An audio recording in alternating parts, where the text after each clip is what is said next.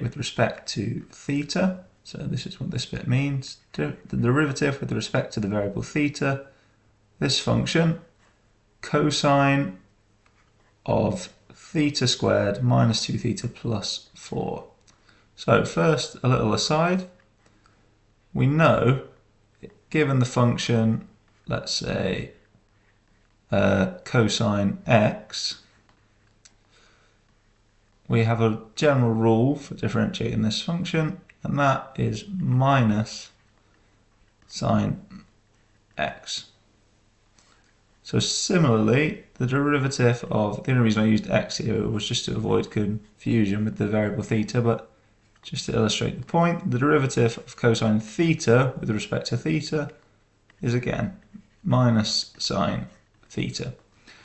Okay, so here we have a slight complication in that our function is within the cosine is not just the variable we're differentiating with. So this is a function inside a function, and this leads us to the chain rule.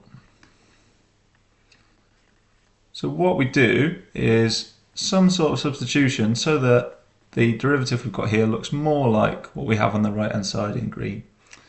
So I'm going to let u equal theta squared minus 2 theta plus 4, and I'm going to differentiate u with respect to theta, and that is 2 theta minus 2, or 2 times theta minus 1.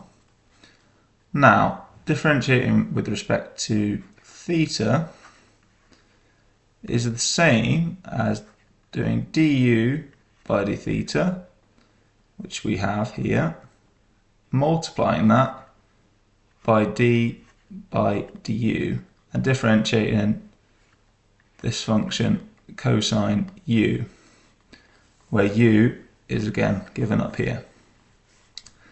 So, apologies. Let's get rid of that for now. So in general, this is true. Okay, differentiating, this is the chain rule. So differentiating with one variable is the same as doing this and transferring to this new variable.